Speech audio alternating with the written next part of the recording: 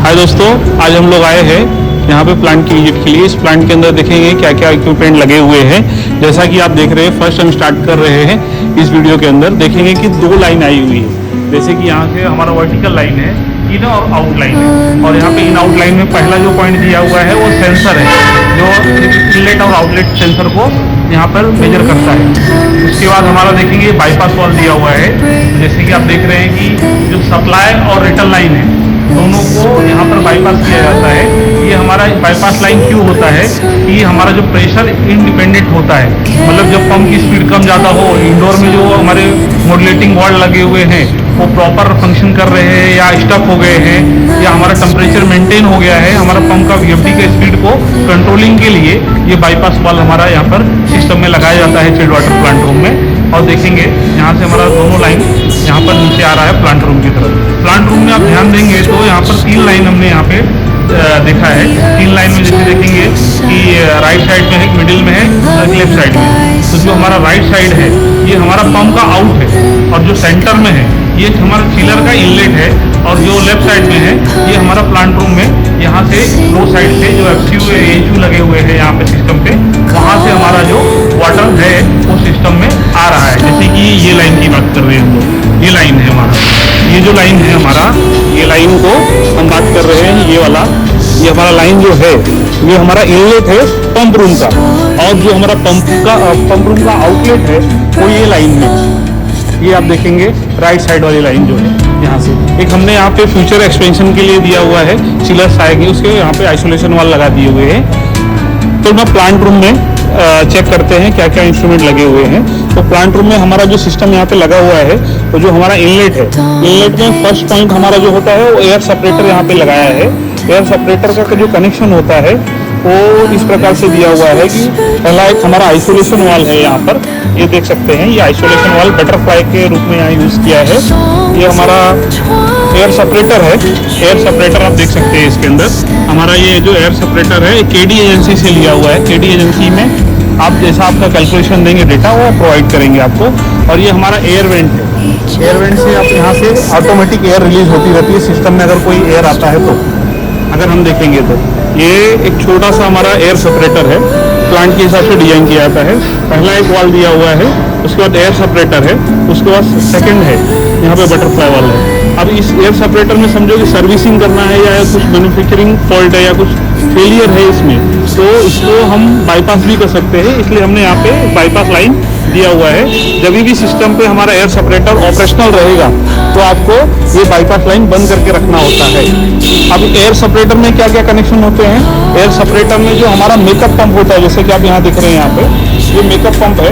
ये पंप से हमारा जो वैल्यू हम सेट करते हैं सिस्टम पे, तो सिस्टम में हमारे मशीन को जैसे रिक्वायरमेंट के हिसाब से वाटर को चार्ज करता है पूरे सिस्टम में। तो ये मेकअप पंप है आपका, मेकअप पंप बोल सकते हैं, और मेकअप टैंक भी बोलते हैं। टैंक के साथ में ये टैंक लगा हुआ है, और टैंक से हमारा जो कनेक्शन दिया हुआ है यहाँ पे आप देख सकते हैं, ये कनेक्शन दिया हुआ है यहाँ से डायरेक्ट, यहाँ से कनेक्शन करके ये आ रहा है। देखिए यहाँ पर ये इसका इनलेट है, यहाँ से पंप में इनलेट होता है और यहाँ से प्रेशराइज होता है। ये सिस्टम से प्रेशराइज होके आप देखेंगे इस गेज के अंदर प्रेशर कितना केजी मेंटेन किया हुआ है, 2 kg।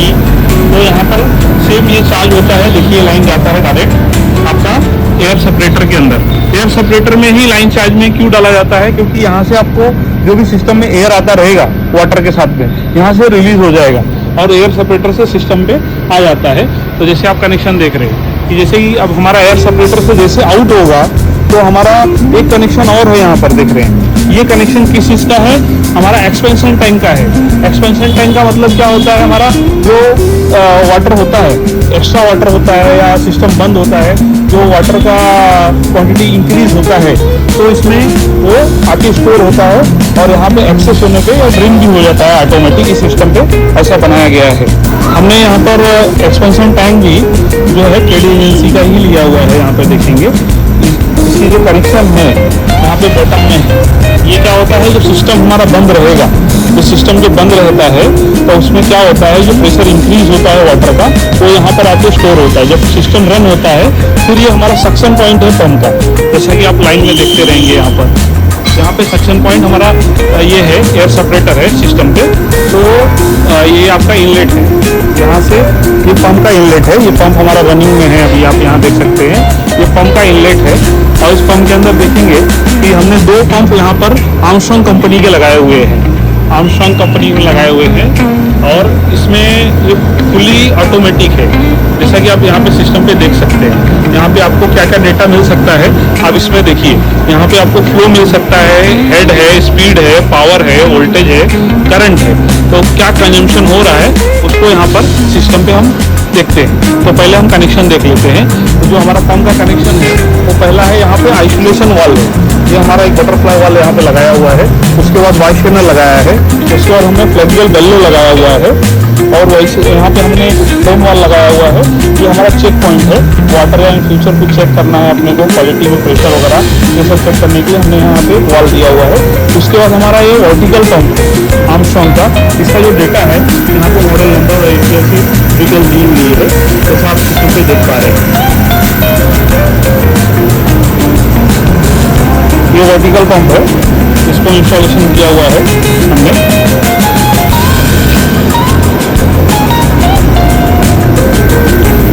ये उसका डिटेल है पूरा, कैपेसिटी वगैरह क्या कैपेसिटी में है यहाँ पे डिजाइन किया हुआ है।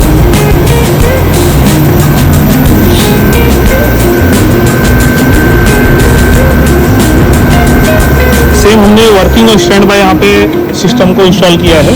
पंप में आप देखेंगे, देखिए एक ये हमारा स्टैंड बाय पे है, अभी ये रनिंग में नहीं है। एट ए टाइम एक ही सिस्टम हमारा यहाँ पर रन होगा, जैसे सिस्टम पे आप देख रहे हैं। तो यहाँ से हमारा जो पंप का इनलेट है, सेम जो इमेज है हमने यहाँ पे कॉपी किया हुआ है पंप का भी।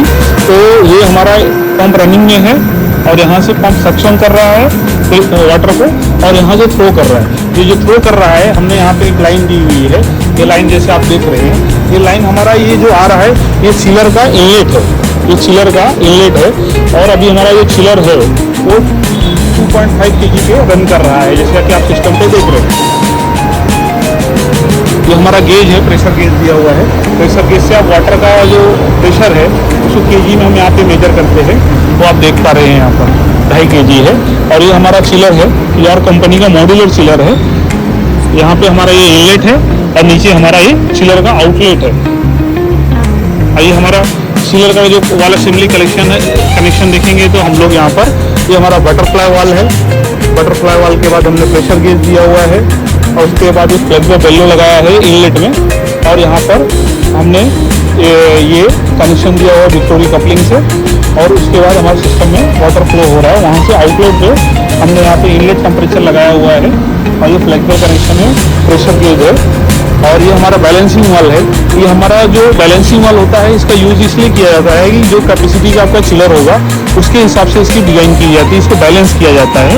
वाटर को बैलेंस करने के लिए हम जो चिलर का आउटलेट होता है, रिटर्न लाइन होता है, आउट करता है, उसमें हम बैलेंसिंग वाले वाटर को बैलेंस करते हैं। उसके हिसाब से हमारा ये हेडर लाइन में लग जाता है जो चिलर आउट कर रहा है। ऐसे सेम तीनों चिलर में हमने यहाँ पे कनेक्शन दिए हुए हैं, जैसा कि आप इस चिलर में हमने जानकारी प्राप्त की है। और ये हमारा प्लांट है। और आप इसमें देखेंगे हमने वर्किंग स्टैंड बाय चिलर का यूज़ किया हुआ है। 2 वर्किंग हमारे चिलर रहेंगे एट ए टाइम और एक स्टैंड बाय पे रहेगा।